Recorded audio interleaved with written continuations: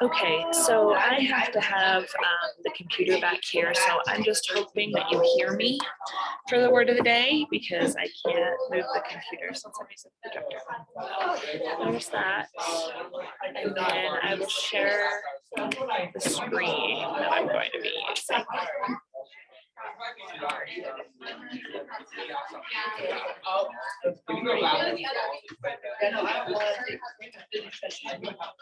Okay, we're gonna start with word of the day.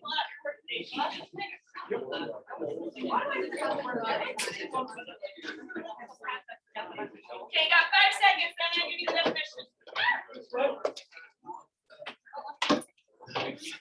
All right, the word is caricature.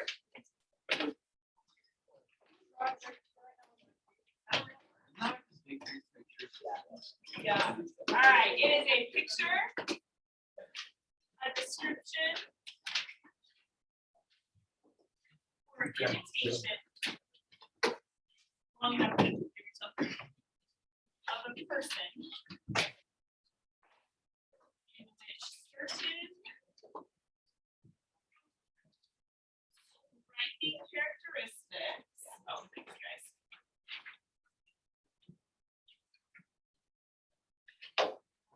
Exaggerated.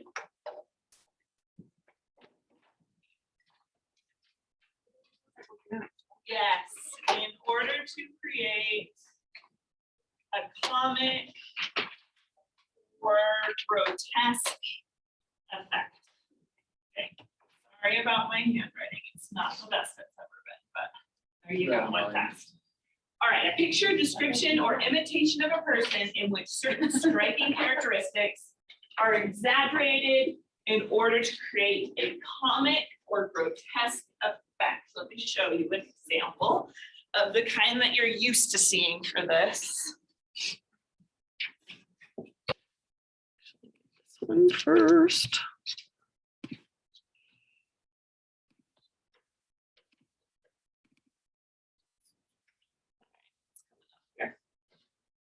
Do.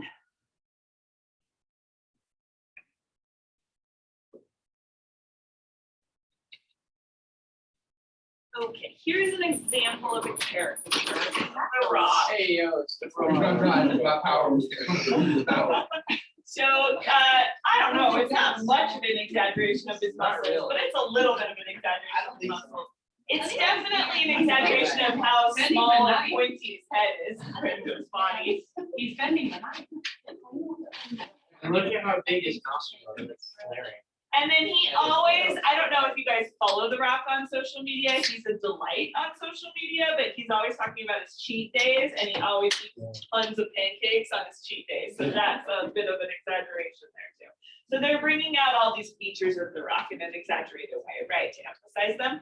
Here's an example though of doing this in writing. So your caricature, we're most often seeing these at, you know, like amusement parks or on the side of the road where people will like, you know, paint your caricature for money. You know, that's this kind of caricature. We see that all the time. I actually had a really bad instance of this. We were at a party and someone at the party had hired a caricaturist, which is like a very cool thing to have at a party. But my husband and I got ours done.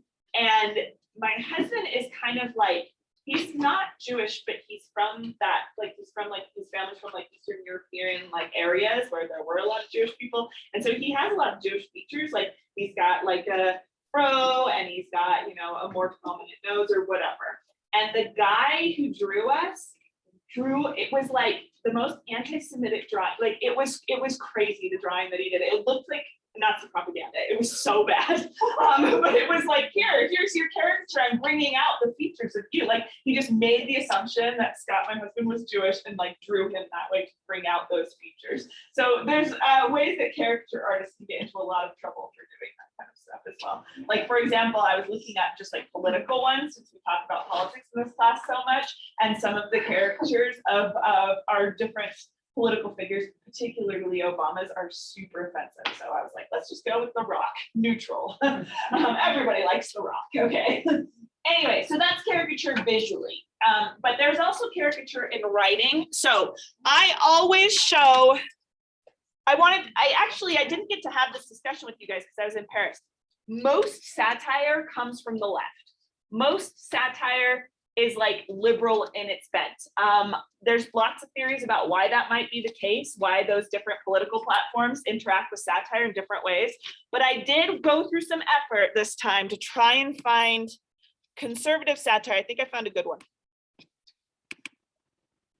So it says, liberal upset by Ahmaud Arbery verdict, as there's nothing to be angry about. So Ahmaud Arbery was a Black man who a couple of years ago, at this point, yeah, a couple of years ago, he was running down the street and a couple, like a white guy and his son in a truck saw him running and decided to follow him because they were like, well, that's suspicious. And they were armed. And then someone else joined in when they saw the chase, and he was also armed, and they shot Ahmaud Arbery and killed him. Ahmaud Arbery was not doing anything wrong. He was just running down, he was jogging. He was running down the street. So that went to jail. Well, there was a big controversy because those people were not arrested. The people who shot him were not arrested for 72 days. So people were like, why 72, 74, something like that. And so people in the community were like, this is racist. The police department aren't arresting them because they're white, etc. But it went to trial, and very recently, all three of them were found guilty of murder. So, justice prevailed. And this is making fun of the kind of like liberal attitude that there's nothing to be upset about anymore. So let's read the article. You can see if it's a caricature. So it's Seattle, and it says, according to sources, local liberal activist and white woman Amy Crabtree felt extremely disappointed at the news that Ahmaud Arbery's killers had been found guilty of murder, as there was nothing left in the news to fuel her activist rage. Yes, I want justice, but I also want to be very angry all the time, said Crabtree. Pure, unfiltered rage is what fuels our movement for justice. But right now, I feel happy. This isn't good. Experts are warning that if the left allows their continuous flow of outrage to die down even for a moment, the momentum behind their movement to topple Western civilization and establish a utopia of perpetual peace and harmony may lose some steam. I need to make sure I remind myself that even though justice was served here, we still live under an unjust system of white patriarchy all the time, and everything is horrible and awful, and Donald Trump might run again for president again, she said. Wait, Donald Trump might run for president again. No, she screamed at the sky. Crabtree then smiled at herself, having found her rage once again. So we've got a caricature here of like kind of a typical liberal snowflake activist who just wants to like fuel their rage all of the time so that they can have something to, I don't know, so they can have a personality basically. All right, so what is this character? This is the example you're going to use, the caricature example. So just write liberal activist not angry for your example. And then what are some of the techniques in the article? I'll scroll down. That this article uses to create the caricature. I'm going to have you guys discuss this in partner. So just discuss this with the people around you. What does this article do to create a caricature of liberals?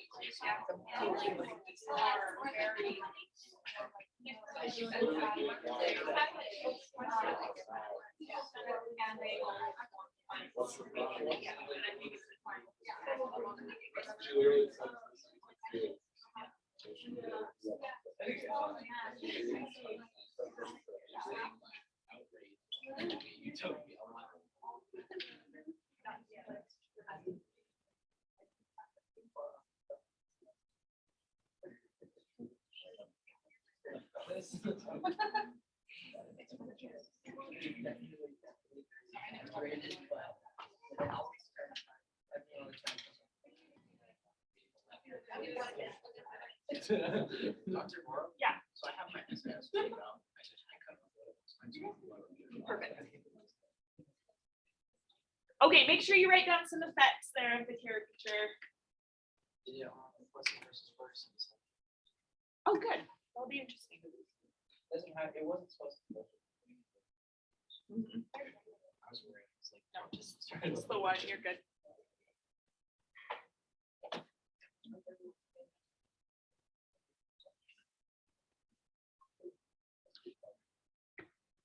Okay, so writing down some effects and then I'm going to put up another caricature.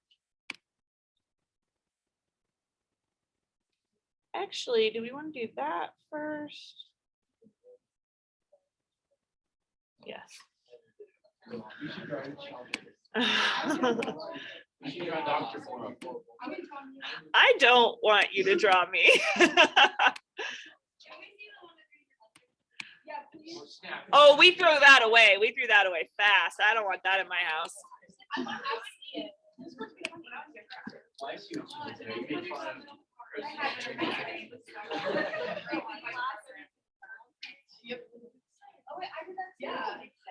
Okay, so, why don't you take out a scrap piece of paper? Let's look at some Gothic.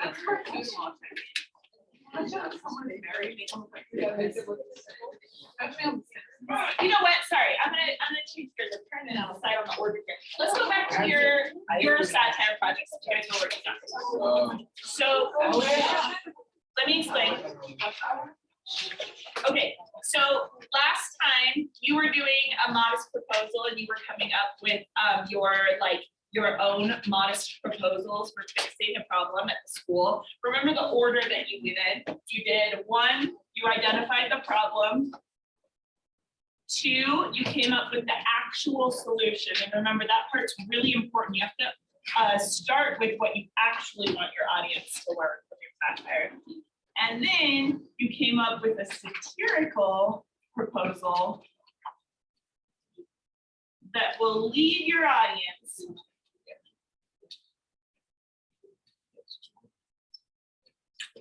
to accept your actual solution.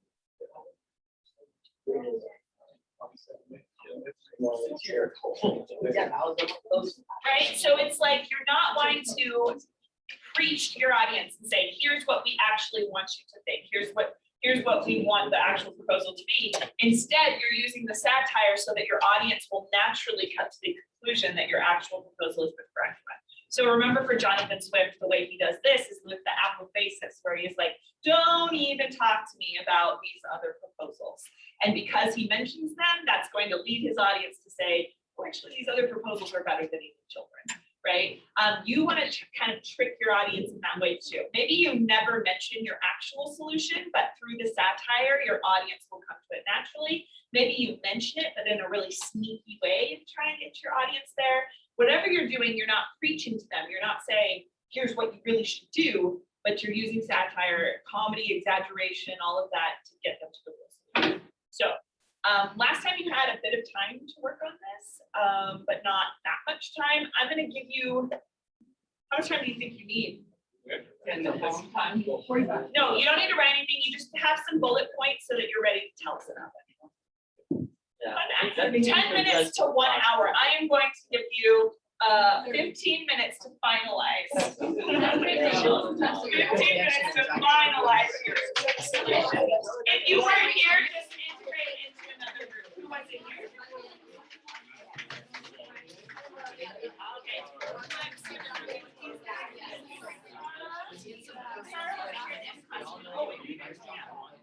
Okay. So I'm gonna have, yeah, you 5 right here.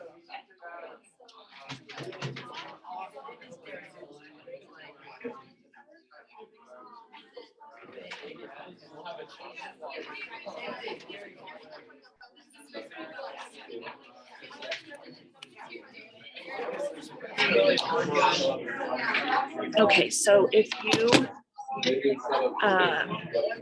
were here last time, you have the ideas for your satire and you're just developing it. To show me you participated in this, you are going to upload a kind of bullet point list of what your satirical proposition would be. Okay, we're gonna start. So the groups are just going to present what the problem is, and their satirical proposal. So the same way Jonathan said, you're gonna get up there, you're gonna be like, it's the problem, there's so many kids at this school, so we think you should eat the kids, you know? So you get that proposal, but you should do it in a way that reflects these rhetorical strategies you're using that will get us to figure out what the actual proposal would be or what a better proposal would be. Okay, so the goal here is everyone's listening and they're trying to figure out, well, what could we actually do to fix this problem? All right, so let's start over here with this groups. Tell us your problem and solution. No, you can just stay there. It's all right. Oh, okay, sure. Go to the front. All right. You may have the board. We're turning off the screen. Yeah, and you can erase what you need to. Okay. Picture this. You walk into the lunchroom. And you go first into the pizza line, of course, to get you and your delicious little breadstick thing.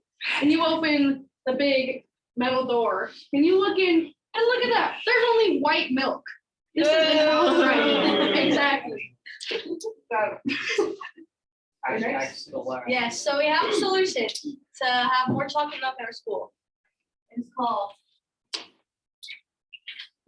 No Chocolate Milk for Sophomores. Yeah.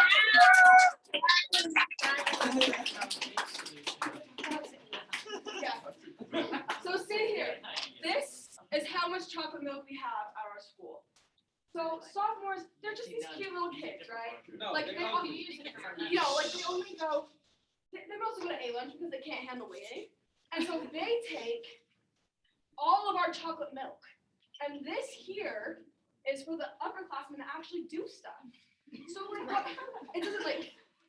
I mean, obviously, we're just gonna take away the milk from the sophomores. It's not like we could just like buy more or distribute better, because this is just so much easier. It's so much less work because we don't like them anyways. So we just take away the milk privileges, and that leaves more for the better population. Right. But wait, there is more. Oh, good. Here's some reasons why sophomores don't deserve chocolate milk. One, they had a COVID year last year as their 9th grade year. So that's like super easy, right? And so they had to do nothing hard for their first year of high school grades. So their brain doesn't exist. That might be true. I thought we were doing satire. Number 2, they're 14, right? So they shouldn't have sugar. No sugar, because it won't help them develop the brain. Yeah, they're already like lagging a bit. Yeah. So this is not gonna help them. They are a little. We're laggy. saving the sophomores, honestly. They can't drive, so they might as well just not drink either. Oh, that's my third one. Yeah, No drinking and driving. Yeah, so now they don't get to drink, they don't get to drive In anyways. this case, So. and or drive. And number 4, I don't know if you've noticed, but there are a lot of really, really tall sophomores this year, which is a result of drinking all that milk. So they need to shrink a little. Not my sister. Right. So, drink. This is obviously a perfect solution because it benefits us and it benefits them as well, even though they don't really No, need benefits. it's less work and we can put them in our place while also getting the chocolate milk. Yeah. I'll still get it next year.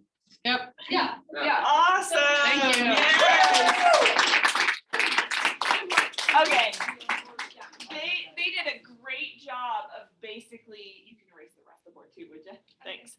They did a great job of basically mentioning what their real solution was, but mentioning it as it wouldn't even possibly be a solution. So what's the vocabulary for that again? Yeah. Okay, so they did a great one of those. What is their real solution? Buy more milk, yeah. And then they had the like economic system that we talked about where it's like obviously there could be more resources, right? So it was great. Yeah, you're good. All right. Let's get the next group. Is there an order? Yeah. Oh, you guys want to go next? Remember these guys? All right. Problem and solution. All right, they're gonna present.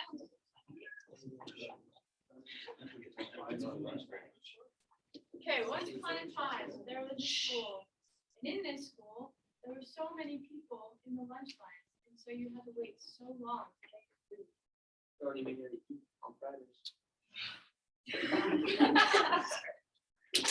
So, have an idea to shorten these lines. We call it the Hunger Games. No, it's not the violent thing you're thinking. It's a race to lunch. It's as simple as that. First 20 people there get lunch. While we could take out the numbers and just walk through the line, numbers aren't everything. That means they're important. So as long as we say first 20 people there get the lunch. And there are so many benefits to this, you guys. Keep the students that deserve it. No. They're the fastest and the best. Survival of the fittest. It's just survival. It's just survival. It's a natural selection. I'm gonna just go get out. And number 2. This is why I bring my. So, because we obviously need, we clearly need everyone to put in their numbers. We could never survive without doing that. I mean, obviously that would never work. And we've seen this. You mean the student numbers? Yes. Yeah. Yeah, Last year, we did got it, this we every got it. single day. 77 times That a encourages day. dishonesty. Hungry students could get 2 lunches if they needed it. We Oh, can never no. allow this. So Yeah. the best Oh, my solution mom's is instead of just making us learn faster, clearly, the only thing we can do is make them shorter. And if normally there's 200 students in line, we simply shortening it by shortening to just 20. We have just cut off the wait time from 20 minutes to 2 minutes. The lunch ladies, they're less stressed. The school, But we don't have to because spend they're food. definitely paying for lunches this year. They save money. We don't buy any much food. We simply run out and that's it. We could go to Africa. Work is hard. So right. Right. If students are hungry, they can go to the vending machine. Yeah. And the vending machine lines are long, we'll get rid of vending machines. All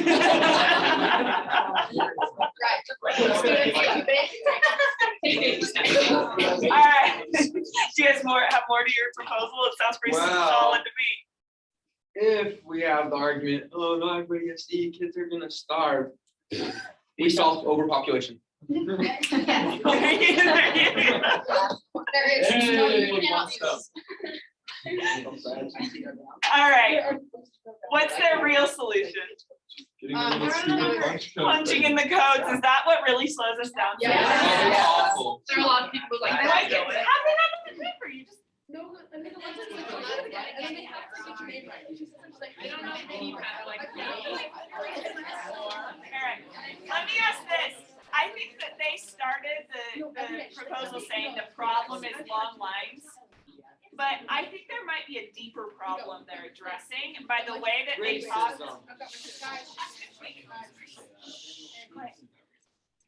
They're addressing a deeper problem by the way they talked about the counter argument. So what do you think is the real problem? It's not the long lines. The long lines are a symptom of the real problem. What's the real problem? Okay, hungry kids, overpopulation. It's the way that the school is dealing with hungry kids too, right? Like you guys were saying that like, obviously if they're hungry, that's gonna solve the population problem. So the real problem then becomes like that the admin don't actually care about you eating lunch, right? Like what they care about is making a system that's efficient. So we get, Which is. yeah, exactly, which they didn't do so well at. Okay, good job. All right, let's. Ready for this? I'm gonna make this. Oh, okay. You can erase what you need to erase. Yeah, what is this circle? They just wanted to go next.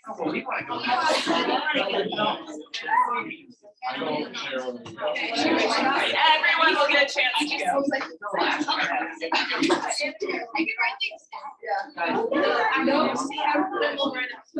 Yeah. Okay. Give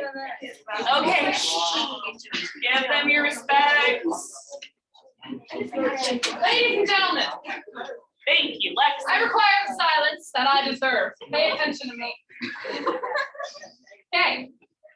So for years, first of all, our project is called the HMTF. We will explain this acronym later. HMTF. All right. For years, since the beginning of time, hall monitors have showed bias and inconsistency towards students, picking favorites and becoming far too friendly with the ones they like. For years, students have been terrorized long enough by this injustice. It's time for a change. So here's our solution. We are going to be training children to be hall monitors. We could just train adults, but why do that? When we can just breed mentally ill parents to make even more mentally unstable children. This is because when you are mentally ill, you have trust issues and you don't want to talk to people. So you're not going to become friendly with these students. You will remain professional. These children will be detached from the students and less biased. We will breed and raise these children in the HMTF, Hall Monitor Training Facility, and put them through courses where we will give them trust issues, louder voices, and a military-like organization skills. With these three combined, the trust issues making them these trust issues making them not become friends with the students, the loud voice giving them authority, and the strict organization making them consistent, we will create the perfect the perfect hall monitor. Sacrifice your body for the performance. That's it. That's the proposal. That is excellent. Okay. Oh, we know. What do you guys think the real solution is? So first of all, what's the problem that they came up with? What's the Hall monitors are biased. Okay, the hall monitors are biased and somehow getting like too buddy-buddy with their friends in the halls. Is this a real problem? Yes. That's weird. Okay. So the way to fix it is to train these babies in a facility, mentally ill babies, right? Okay. So what could a real solution be to their problem that would not deal with mentally ill babies? Yeah, I don't know. So you'll I have said it to at the take, beginning, it was pretty big though. yeah. You want me to? No, that's okay. You need to take sort of like your reaction to, well, stand back, let's see your picture. Oh. So your reaction to this, and you'll need to think about. Quiet. You'll need to think about the incongruous juxtaposition they just set up. Little kids, little mentally ill kids that look like that, walking through the halls telling students what to do. We actually said army crawling. Oh, army We're crawling. just going to class, and little Timmy. What is sort of a logical solution that would work instead of that one? Training adults. Yeah, exactly. And she did kind of mention that at the beginning. Like instead, let's train the hall monitors. They don't, by the way, hall monitors don't have training. They're hired and they're said, police the halls. So giving a little training to adults might solve the problem, but they go to this extreme of training the babies. Not when you trained them and breed them. All right, awesome. Good job, guys. I could go into this. That's like, Yeah, Zoe, go ahead.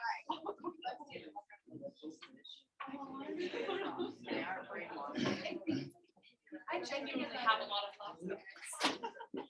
Oh, And if I hadn't, I would have made. You guys can erase what you need to. I'm gonna take this black pen. I want a picture of that.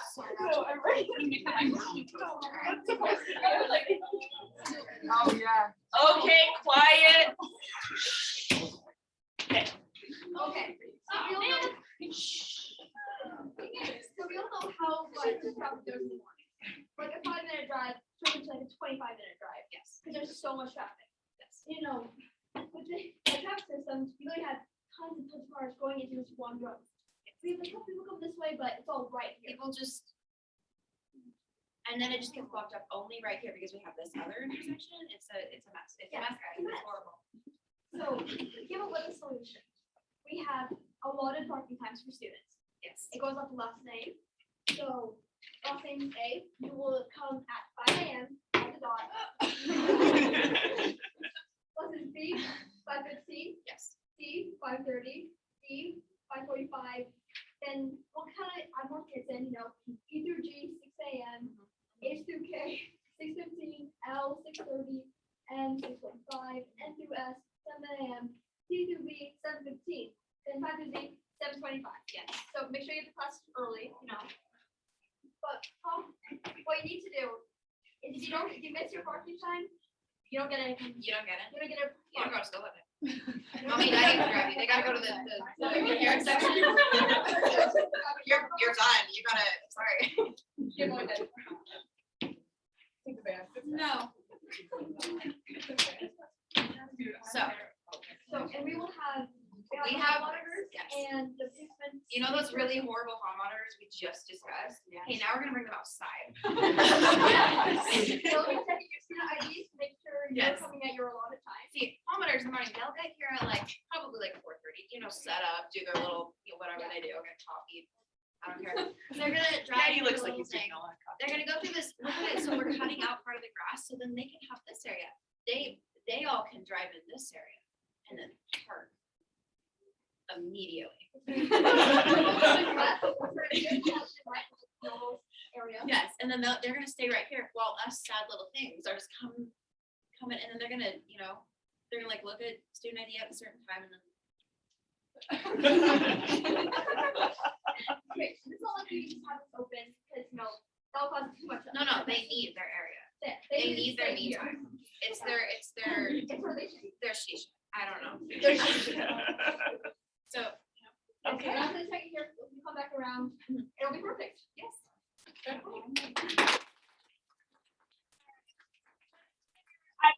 talked to somebody, so tell me, what's their real solution? Open up the grass area. Just open up the parking lot. All right, it's that simple. I love that Yeah. Zoe gets to wait until 7:25 I to go do. to. And then you're at 5 a.m. Yeah, it's in 5 a.m. All right, well done. Okay, next group, back here, these guys.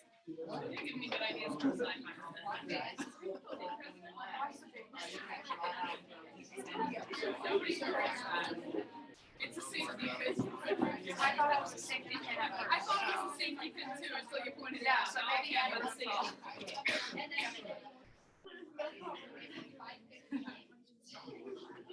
Ladies and all 6 gentlemen, we are here to talk to you today about one of the biggest problems in the school.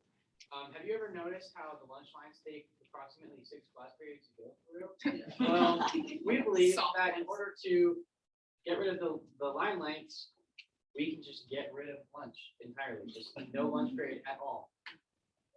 What are some of the benefits you see from that, Max? So one of the greatest benefits is that we can have more time in class to do our work, so that we don't have homework at home. And then we can also don't have to change the food that's being served for dietary needs, or if you're a vegetarian. Yeah, so there's no need to adjust to people's, what people want for lunch. And having no lunch is honestly a really good idea. Because you get extra time in class because we're not letting you out of school. And so everyone loves more class time. Because remember, school is for learning, not eating. Good point. And some people might say, well, this is a stupid idea. You can just open up the 4th line.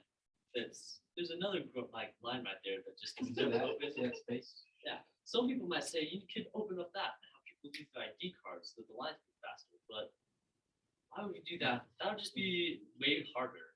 It would require a lot more effort than just getting rid of lunch. Lunch is already hard on the lunch ladies. You each have to serve exactly 1 food per line and no other, you have to get in there.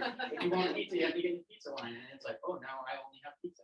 We could, hypothetically put every food in every line, but nobody wants to prepare more than 1 food at a time. So.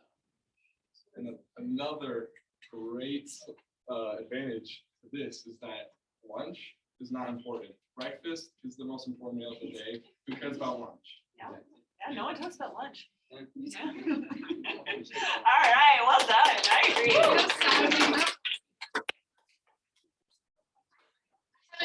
They used the apotheosis in a really obvious way here. What's their actual solution, Abby? Open up the fourth line and use student ID cards. Yes, yeah, exactly. Or have all food available in every line, right? Yeah. So like Jonathan Swift, I think they were providing like a lot of different solutions. So it's like, obviously there are better ones that, making you stay in class longer. All right, good job, guys. All right, next group. Let's go. All right.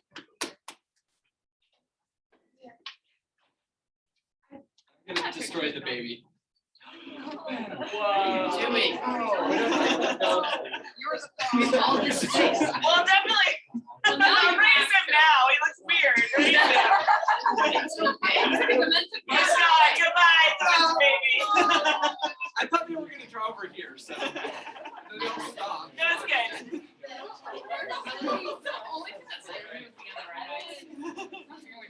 All right. Okay, go ahead. We have an issue. Milk. It's bad. Bad milk. No one says. We don't enough. Not enough either. Is this another chocolate milk problem? Okay. Okay, so we got the best solution around. All right. So, when's the last time you were in the football field? Probably never. When was the last time you saw us win the football field? Probably that. So what we're gonna do, we're gonna use our football budget and like every other budget, and we're gonna go to Japan, and we're gonna get Wagyu cows. This is the best steak around. Not only steak, milk. All right, they give us milk. We can bring in Dairy Gold specialists. That's obviously the best chocolate milk. And they're gonna make it so we have fresh milk every day. All right. We're gonna fly the cows over from Japan. When they die, then we have Wagyu steak. Who doesn't want a Wagyu steak for lunch? Like, it's okay, because we have other options. You can have the egg.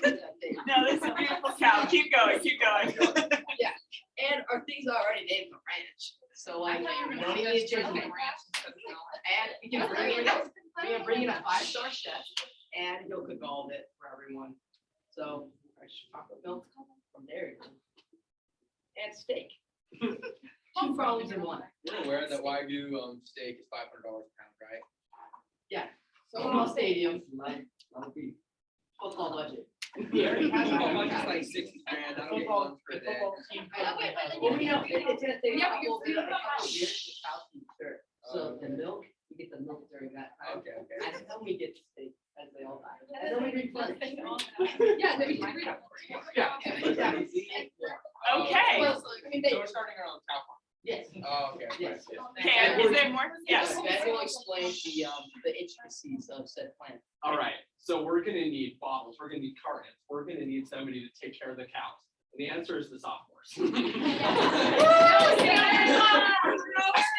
So no more electives for the sophomores. They're gonna spend up to 5 class periods, blowing glass bottles, butchering the cows, cleaning up after the manure, and creating cartons. And they'll get farming experience. That's a trade. That's a trade. It's like JTech in-house. JTech in-house, all right, farming initiative. Okay. Anything more to the proposal? This sounds good to me. We could just, I mean, if we bought more, then we wouldn't get steak. If we bought more chocolate milk, All right. then we wouldn't have any steak, so you might as well. And we still have a crime football. Exactly. Yeah, I actually think this is the real solution. We might as well just take it out, get like top grade steak from the top chef, and we don't have to do anything. We just get the Good best. job. All right, good job.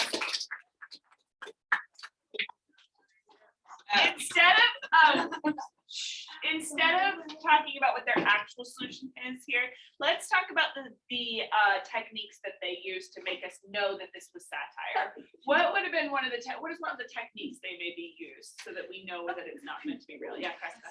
In the beginning, they were like, when was the last time you were in the football stadium? Never. Okay, good. Everyone.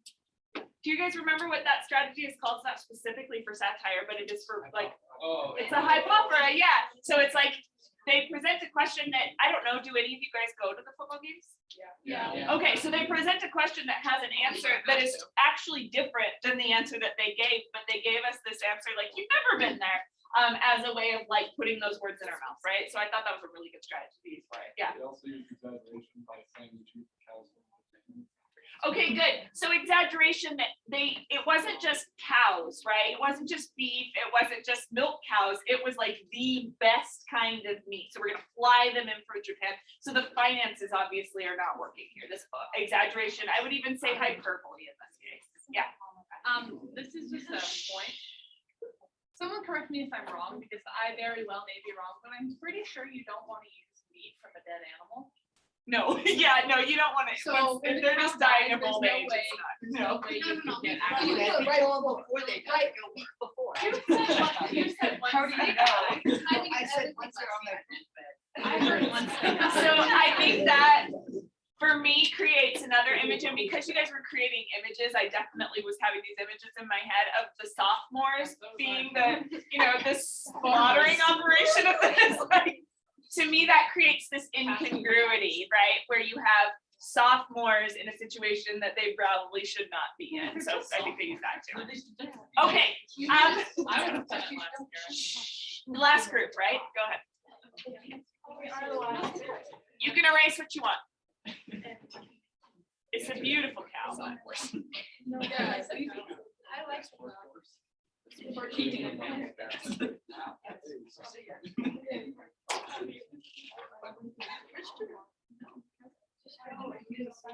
Did you get some senior kiddo rest last year? Yeah. I mean, that's fair. So that's how. Little did they know they'd be as bad as sophomores are this year. That's true. I think what the real problem is we're discovering is sophomores. Can I do it? This year's sophomores are special. Dude, every year they're so weird. Like, I've been learning all of I them. don't want to. She said there's always like the.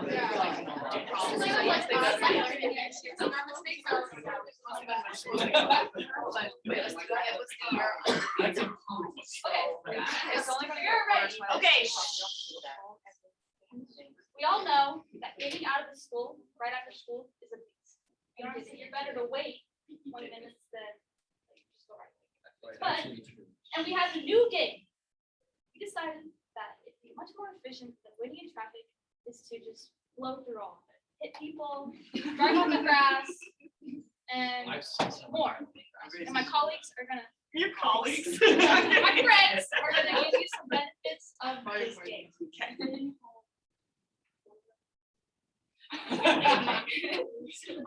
Okay, basically, this is a game, so you get a prize. If you hit more cars, you hit more people, you get an unlimited spot in the parking lot every single day before everyone else. You can get there before anyone and have that spot every single day. And that's only if you kill people too, though. Like, you have to run into cars, run into children. You have to and- kill. Okay, and that's great because if you kill people, that means that there would be less cars. That's what I'm saying. Like you're slowly eliminating competition. Call it natural selection. And if you die from getting hit by a car, that just means you're weak. It's the survival of the fittest. If you survive getting hit by a car going 50 miles per hour, you are buff. My friend got hit by a truck over the summer. Not sequitur. She's getting mid-star.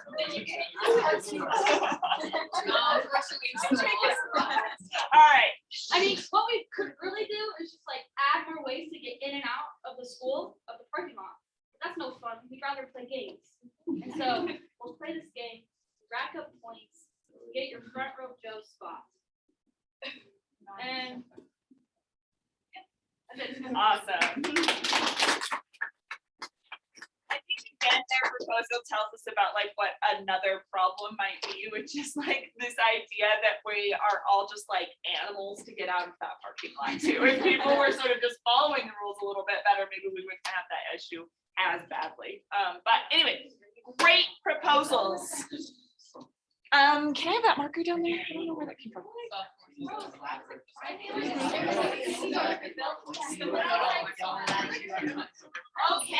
everyone. Okay, everyone take out your modest proposal. That was my So the Jonathan Swift modest proposal. And take a piece of paper and pass it back. We're all gonna grab the same paper. Or the same kind of paper. I was gonna say. You get real cramped. Everyone grab around one desk.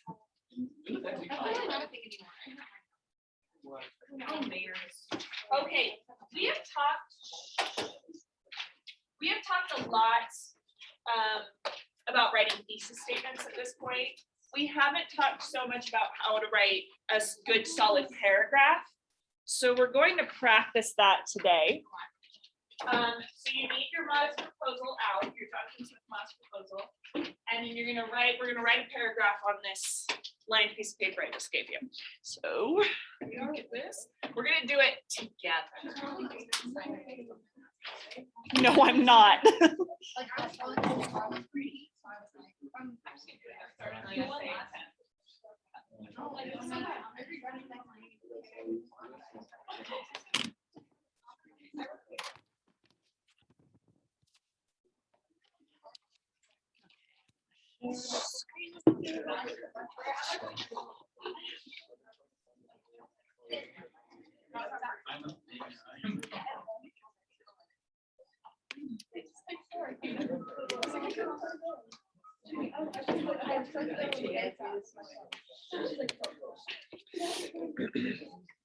Okay.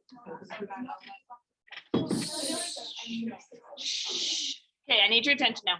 So we're all going to use the same thesis statement for this. I just wrote that basic model of thesis, so nothing too kind of intense. Let me write it right here. Through ironic, understatement,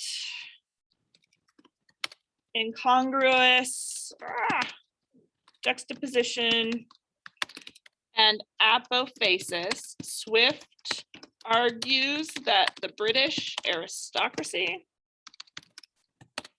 have actively promoted the dire conditions of the poor and that they have dehumanized the poor to the point of becoming monstrous. Okay, you don't have to write this. I just wanted to show you the thesis statement we're all going to kind of work with. So that's the thesis statement. It's the basic model. It's basically a 5-paragraph essay type thesis statement. So it's not my favorite, but I've got understatement, incongruous juxtaposition, and apophasis for my strategies. So let's pretend I wrote an intro. My intro is context. So it's all that soapstone stuff. I talk about the year and what was sort of going on. I talk about who he is writing to, which I think in this case is the British aristocracy, and all of that stuff. Then at the end of my intro, I've got my thesis. And now I'm about to go into my first paragraph. I want to flip these so that it's my first one. This is a minor detail, but it's usually a good idea to start with your first thing. So topic sentence in a rhetorical analysis needs to have the strategy you will be discussing, plus the part of the argument that the strategy promotes. So I don't need to explain every part of the argument in every paragraph. I want to just break this argument down and talk about how these different strategies support different parts of the argument. So we are all going to write about incongruous juxtaposition. I'm having a really hard time. And we are also all going to use the same passage to talk about this. So open your Jonathan Swift to page 626. This part is really rough. I'm gonna warn you now. I made a little puking emoji next to it. All right, so it says on 626, as to our city of Dublin, shambles may be appointed for this purpose in the most convenient parts of it, and butchers, we may be assured, will not be wanting. Although I rather recommend buying the children alive and dressing them hot from the knife as we do roasting pigs. All right, to me, that feels like an incongruous juxtaposition because it is like this combination, like it's putting these like innocent little cute children in juxtaposition with roasting pigs. So to me, those are not two things that should be compared together. So I'm going to have you write a topic sentence now. Your topic sentence should be about incongruous juxtaposition and the part of this argument that incongruous juxtaposition supports right there. So you write one topic sentence for that.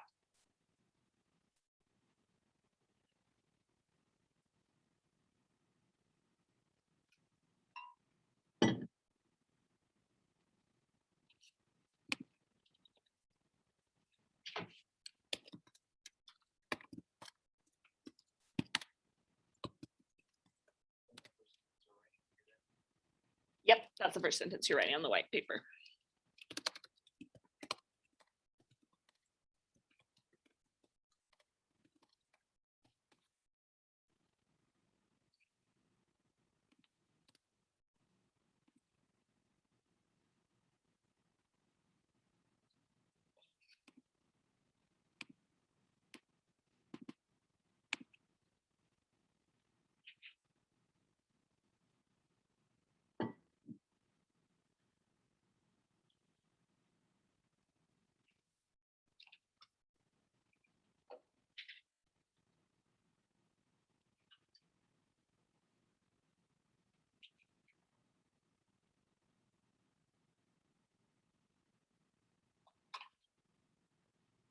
So you're just writing the topic sentence right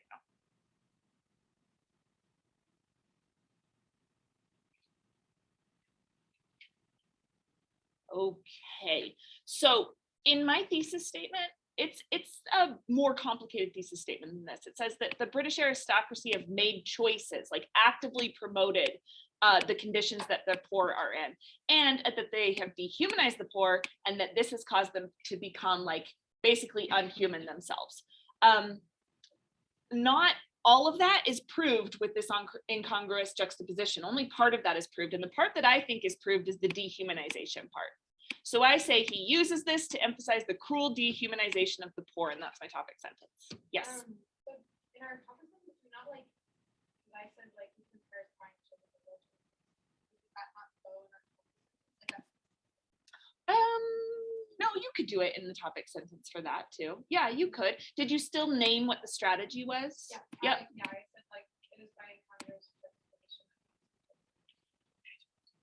Yeah, I was just going to do that in my second sentence, but if you fit that into your first, it won't be bad. What you don't want to do is quote in your topic sentence. So you don't want any quotes there, but I think that works fine to be a little more specific.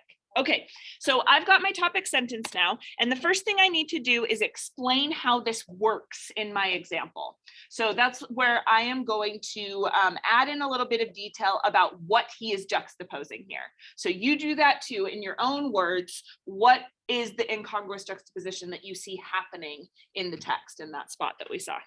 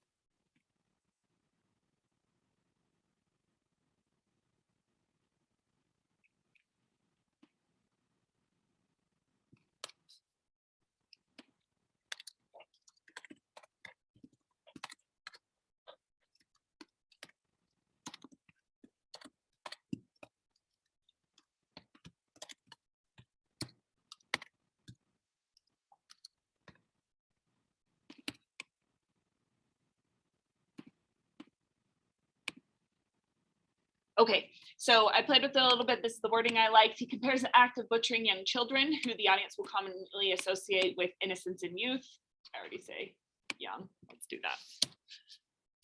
With butchering pigs, an animal that is commonly seen as dirty. So I kind of like set up what he's going to be talking about here. And now is the point, after I've set that up, what the incongruous juxtaposition is all about, now is the point where I need to use direct quotations. So I am going to find the quotations in this little section that I read that seem to be the most relevant to the juxtaposition. I don't want to quote the entire thing, that's a bit long, so I'm going to just quote little parts of it. So you do yours now. Choose which parts you think are the most important for your topic sentence.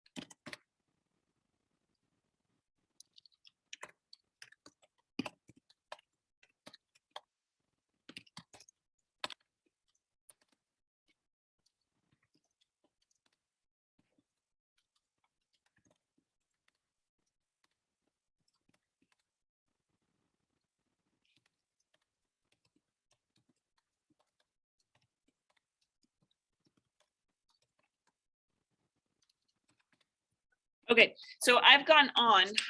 Here's the part I was talking about. I just used those quotations and I tried to embed them into my sentence to make it flow with my own prose. We talked about this a lot last year, but just in case you didn't hear this from your teacher last year, it's a lot of work to require your audience to go back and forth between your words and the writer's words. So anything you can do to help them, sort of like any paraphrasing you can do, or any like way that you can make your writing flow a little bit better, that's going to help your reader understand what you mean. So I have just embedded some of the quotations into my own language so that it still remains mostly in my voice. Now I am going to start analyzing these. Now, this is the part where I think we need work. I think up until this point, you guys are doing awesome in your writing. As I'm reading the timed essays, you guys are doing a really good job identifying things and talking about how the audience might begin to sort of see that as relevant to the argument. What we need to do now is we need to get into the specifics of the way that Swift is wording things. Yeah, Lexi. We're putting like multiple little chunks of words. So technically you would do it like this, 626. We've already said Swift, and all of those come from 626.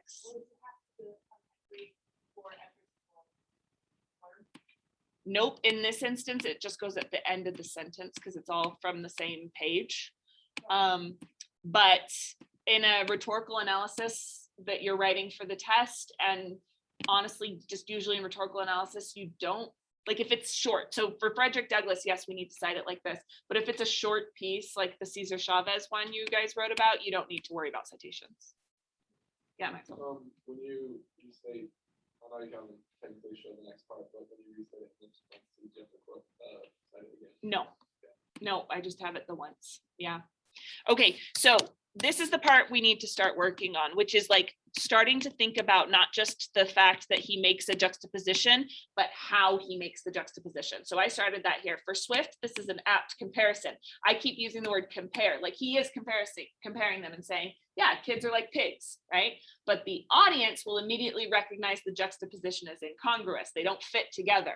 Through his use of gore in the description, when he says hot from the knife, the persona reveals his utter cruelty and lack of emotional attachment to the poor. All right, I'm going to keep going. I'm going to keep talking about some of the word choices that he has in the parts that I've quoted. So for you, you'll do the parts that you've quoted, and you're going to start breaking apart why those word choices are going to be effective to this audience. So take a few minutes, keep working on your paragraph.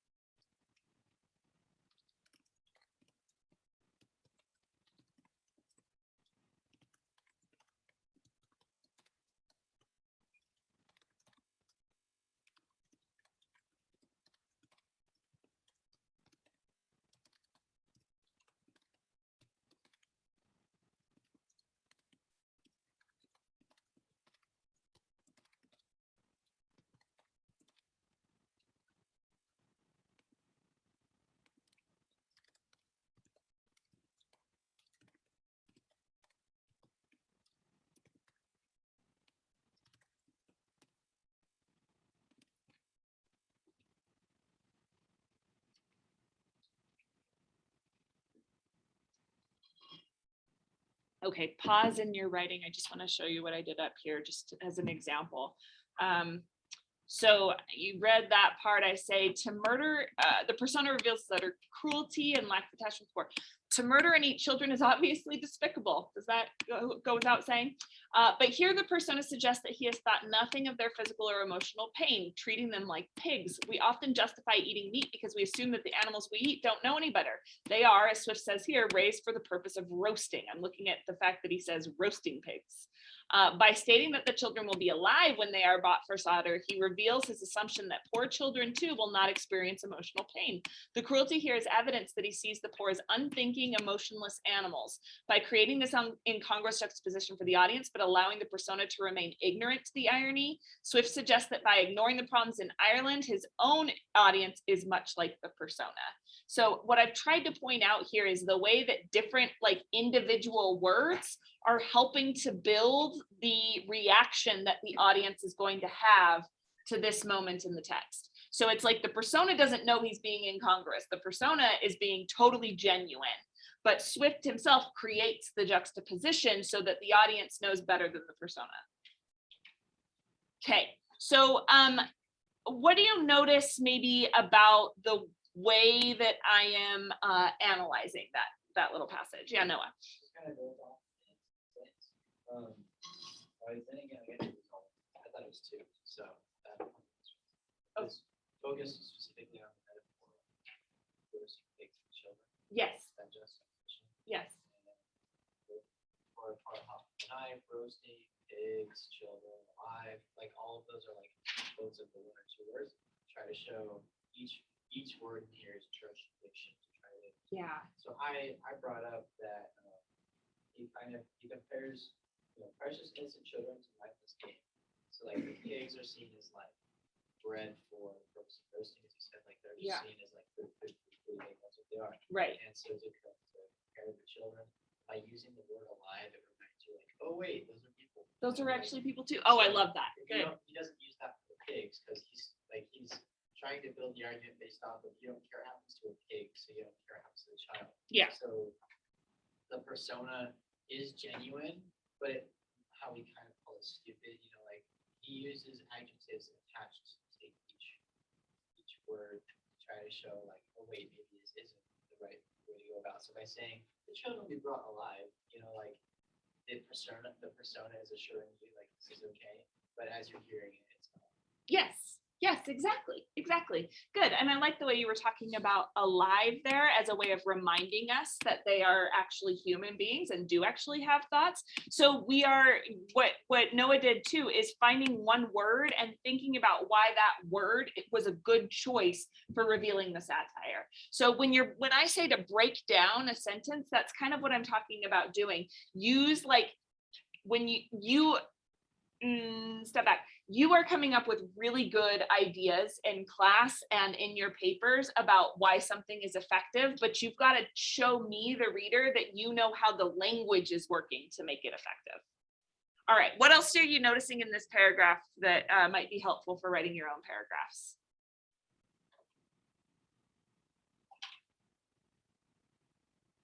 Just the way it's written. Is there anything that you're noticing about the way it's written that would be helpful? Yeah, Noble.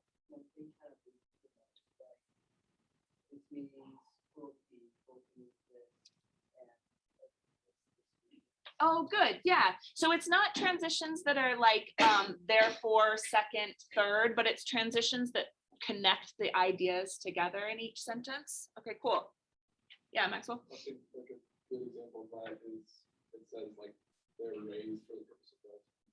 Say that like, oh, and the children are alive, like they're raised. Yeah. They're living, which means work. Good. Yeah. Yeah, I like that too. So it's like, I'm not going to just leave it here where I say that this is how the audience is going to respond to roasting, but I also show how the audience is going to respond to alive once they've heard the word roasting. And the whole thing is focused on audience, right? Like, why is this persuasive the way that he wrote it? Yeah, Abby? Like adding them later,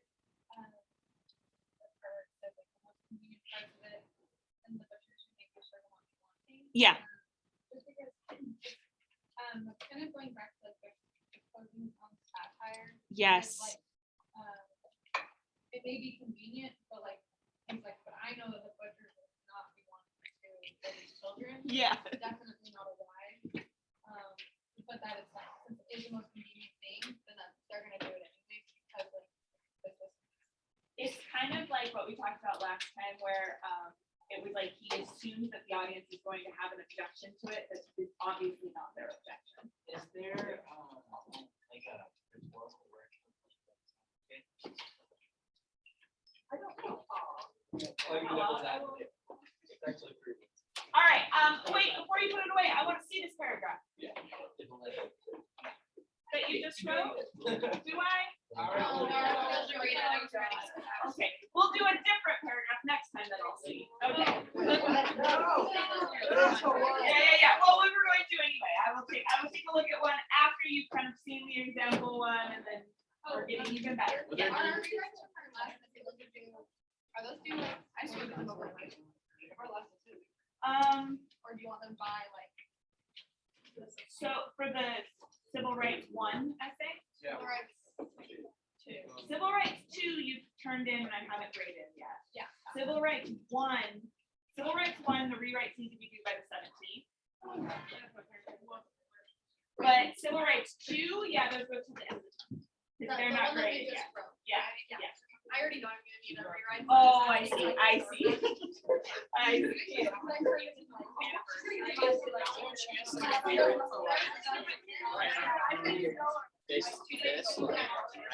Write your own satire. I haven't had it built in, but you can always do it for fun. Well, after you read my essay, you might want to. I might want to quit teaching altogether. Wow, you totally. Yeah, do you have them? I'll take it.